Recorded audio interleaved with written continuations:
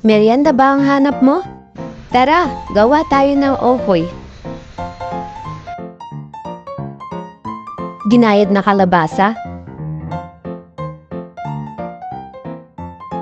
Haray na. Tansyahin mo na lang kung gaano karaming ilalagay mo. Mix mo lang. Mix well. Hanggang mag-combine lahat ng harina tsaka yung kalabasa. Nilagyan ko rin pala yan ng konting tubig, hindi ko lang naisama sa video.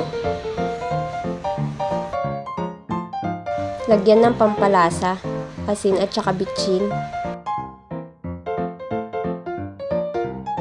Sindihan ng kalan hanggang sa uminit. Maglagay ng mantika pag uminit na. Pag mainit ang mantika, isa lang na ang gagawin nating okoy. First batch pala yung ginagawa ko.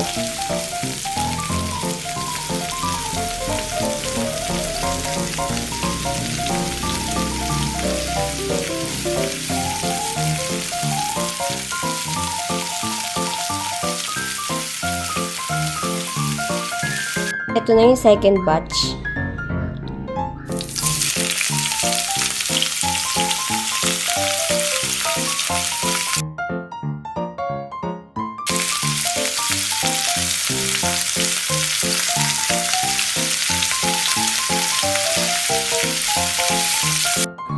At ito na yung third batch sa ginagawa nating okoy. Ito na pala lahat yung nagawa nating okoy. Inayos ko lang to at nilagyan ko ng suka. Yung suang palang yan, binar yung tawag dyan. Dito sa amin. Sukang tubo. So, ayun lang. Bye!